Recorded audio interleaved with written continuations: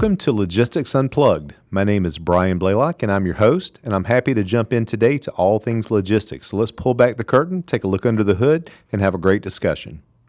It is my pleasure today to be joined by the senior manager of our specialized freight team, Holt Parsons. So Holt, thank you for being here today. Yeah, absolutely. Glad to be here. Thanks for having me on. Absolutely. So before we get started, I want to let everyone get to know you a little bit, and we always like to get the freight background, the kind of how'd you get here from there part of the conversation. So talk to me a little bit about your journey in logistics, how you got here, and how you got to this point with BlueGrace.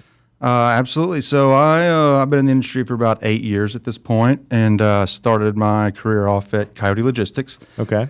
Went over there right out of college as a carrier rep, moved into customer sales, and then ultimately pivoted over here to be in the account management group at BlueGrace. But a little bit of a story that I think is kind of interesting is went to school, majored in supply chain, didn't really exactly know what I was going to do with that, right? Like kind of knew the basics, like, oh, it's logistics, right? But actually, where I got the idea from of going to a brokerage is I worked at a Mac Volvo shop, and so we had drivers coming in, right, to service their trucks and whatnot. So I took a guy out to lunch one day, and he kind of stopped me as I was pulling out, right, and he's like, hey, is there any chance I can go with you, right? My truck's in the shop. I'll buy you lunch. So I went out there, and he asked me about it. I kind of gave him the whole story. And I'll always go for the free lunch, Holt. Exactly. I wasn't going to turn that down in college, right? No way. He's asking me, what do you want to be? And I'm like, I don't know. I think you can go a lot of different ways with this. And he says, you ought to look into logistics. The brokerages, that's where all the money's made, right? And so that was years later, here I am. So he was your stock advisor at that point. Yeah, exactly. You're right. That's all right, man. Sometimes it comes from out of left field, We're glad that he accidentally talked you into it and that you're here now. So, but it's always funny. You can have 1,000 people. I just came back from TIA last week where that's all you're talking to is people in the industry. And I don't think 4% of them thought when they were a kid that this is what they were going to be when they grew up. I doubt it. Yeah. So I'm going to hit you with that fireman, Superman question now, Holt. What did you think you were going to be when you were a kid and you were thinking about what you wanted to do for a living?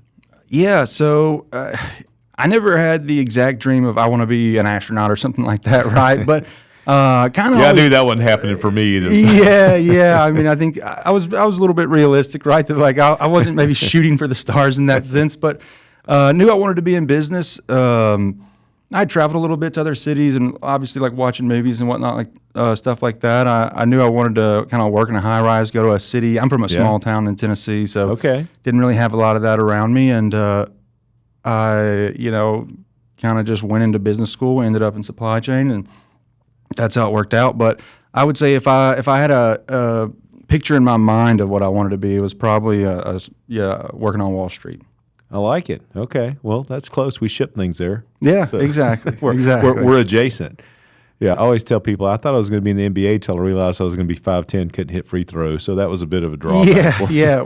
I guess I had a phase where that happened. And when they said I stopped growing, I was out of growth, right? Hit through my growth spurts. So I was like, okay, well, I guess that's it. Yeah, I was really offended when the doctor told me that, but I was 35 at the time. So yeah. I figured that meant it was over for me at that point. So all right. So we know a little bit about how you got here. We know what you wanted to do on your way, and we're excited that you landed here. So let's talk about today's topic, which is peak shipping season. And we're talking about the summer season of shipping. And tell me why summer is a peak season for logistics.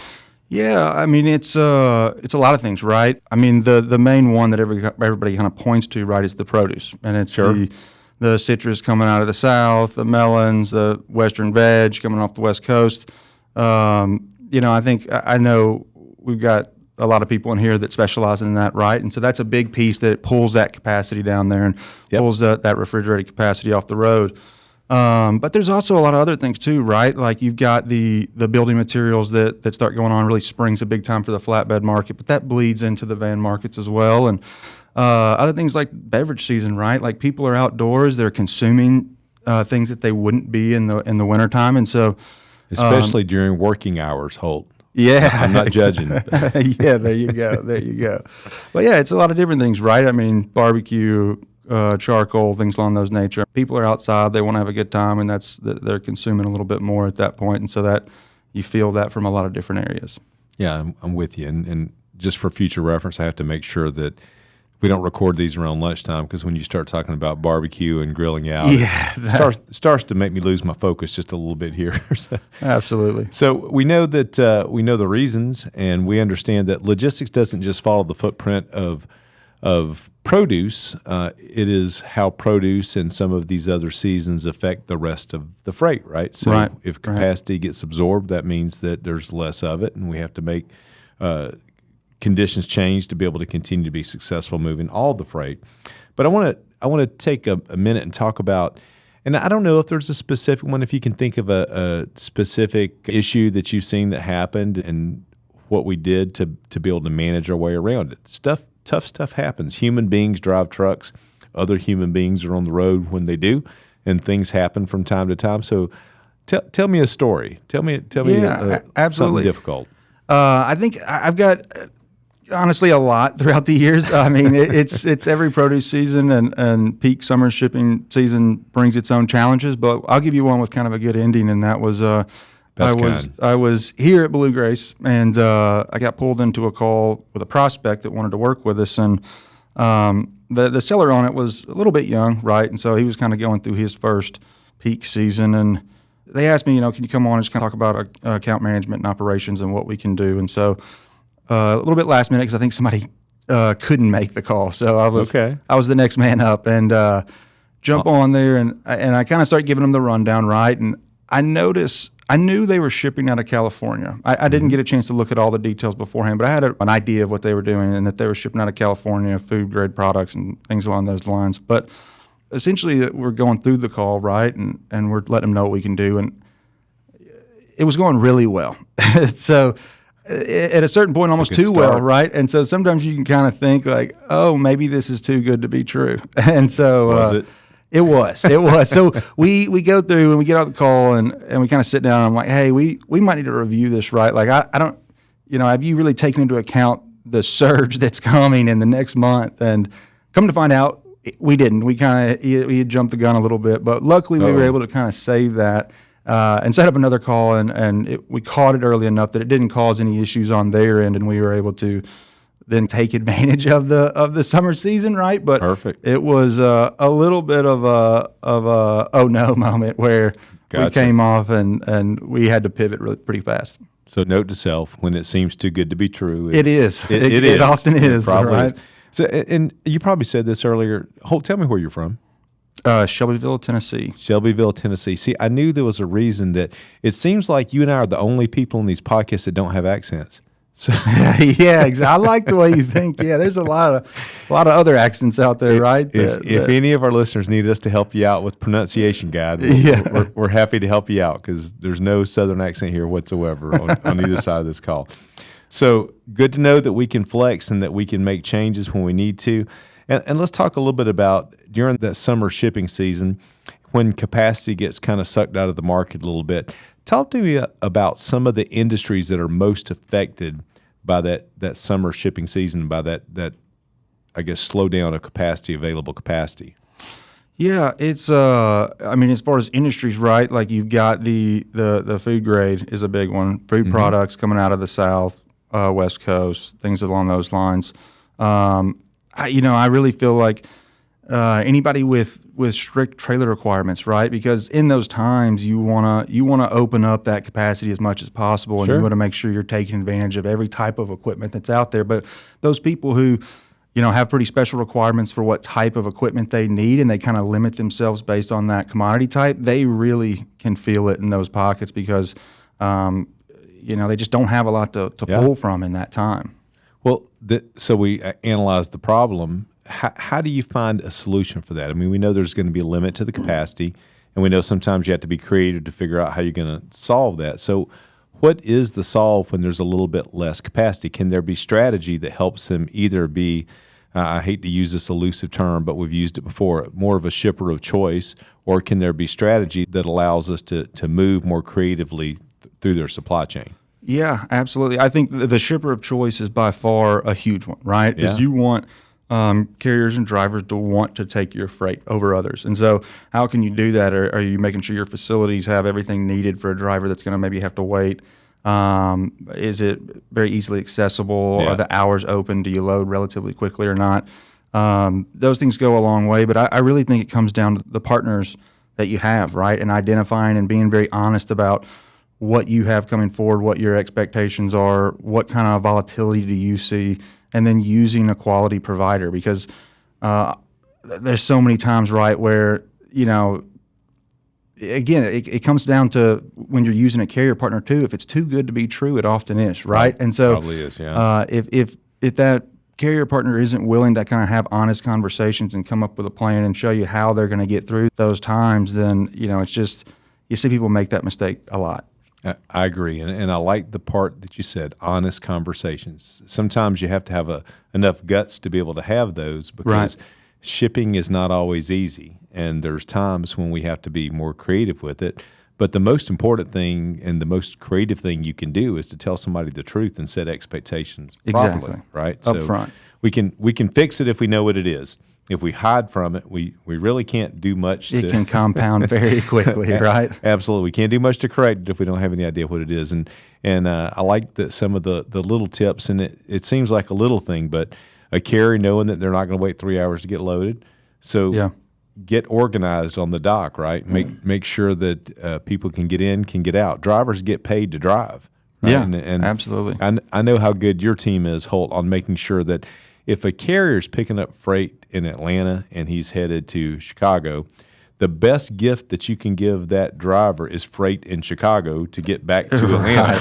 Right? So if we can help them figure out where do we go from here, then sometimes the solution of making somebody want that freight in the first place is helping them go to the next place. Right. So, and you bring up a good point, right, is if you have freight that supplements your network, right, is being able to make sure you're making that award or that bid make sense for your providers. You know what I mean? Yeah. And then again, having those conversations with your providers of, what is my freight do to your network? Is this something that you don't have any of, and then you've got to go fill it elsewhere? Or do you already have that freight in Chicago coming back south, And that makes a big difference. And that's something we really try to focus on in our group, right, is what is our current network strengths? Where do we have those kind of opportunities to grow based off the freight we have? And what's a good complementary piece to that? And so we don't want to over leverage ourselves in some of those areas and then put our shippers and our partners at risk. I agree 100%, and I think sometimes people forget that there are three in the 3PL, right?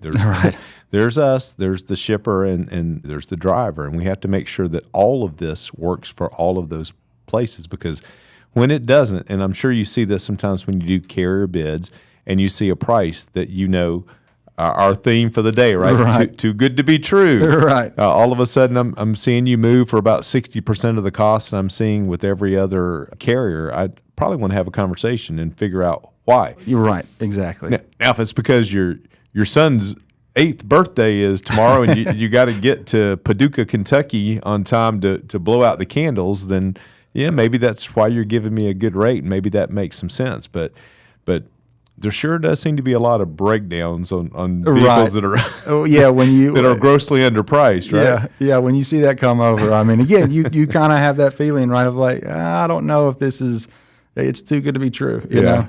Might not be the time that you're going, victory. Right. Yeah. I nailed this one. So making it work for everybody, every part of that 3PL, and that part that you already said, Holt, is so important. Having those difficult conversations, telling somebody the truth, investigating. You get a price that makes no sense. Talk to your partner about it, right? Make sure that you have a good incentive to honor those rates, and make sure you're working with somebody who feels obligated to honor those rates based on the amount of work they do, with us or with that shipper, whatever the case is. And we scratched like maybe one of those little lottery cards off of the shipper of choice, right? There's a million other things. I don't care what it is. I mean, easy to get in, easy to get out, loaded well. Be halfway decent to the people that you're loading freight for. Make it a good experience. Well, and you'll see some people too, right? Like they'll extend their hours that they're loading. Absolutely. They might shift some of their production around to not ship as much surging out of the areas that are affected at those times. And so, there's a lot of things you can do to make a impact. I mean, at the end of the day, you can't completely run from it most of the times, but you can definitely try to offset it and mitigate it as much as possible. I agree. And you know, we had a note here to talk a little bit about forecasting and some tips for the procurement teams, supply chain teams.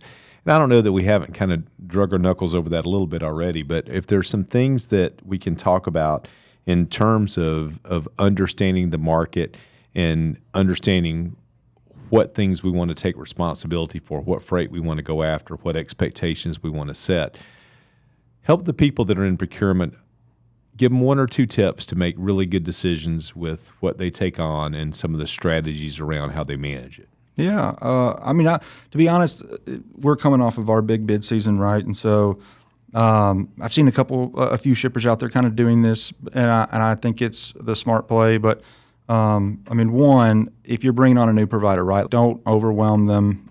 A lot of people just say, yes, we can take it. Yes, we can take it. Take things slow. That's where you got to have those honest conversations up front of, you know, let's set realistic expectations and let's work our way into this. You know, a good provider will be okay with that. But really looking into 2025 and beyond, really feel like there's some good examples out there of people leaning into those relationships they have and basically taking a pretty hard look at their network and saying, hey, these are the people we want to go into battle with, right, over this next year. And I mean, obviously there's the peak season coming up, but there's also a lot of looming market concerns, right? And that peak season can really inflate that and really bring that to light. And so I'm not here to make a prediction because there's a lot of different opinions out there, and it's, you know, it is what it is, right? But we kind of all know it's a matter of when.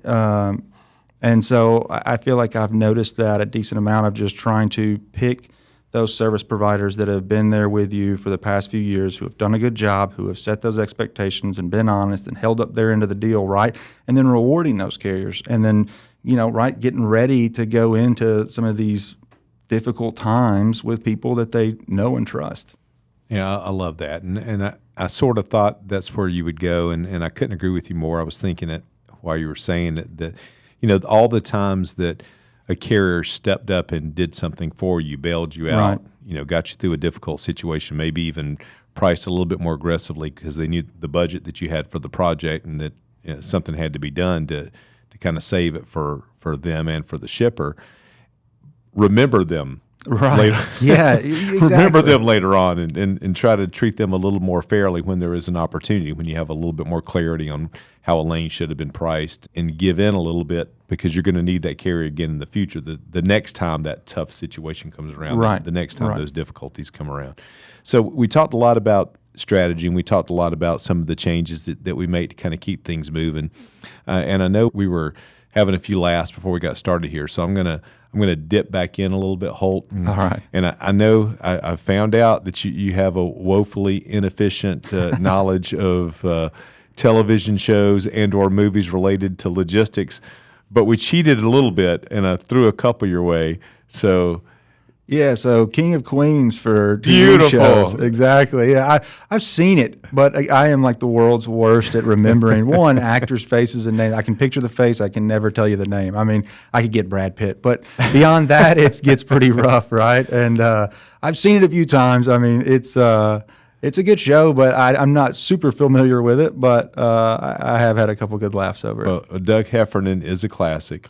He is an IPS driver. IPS does not actually exist, but they do wear the brown shorts and the brown shirt, just like our other friends with the PS in their name. But good show. I'm going to let you off the hook with that one because you at least remembered it long enough for us to get to this segment.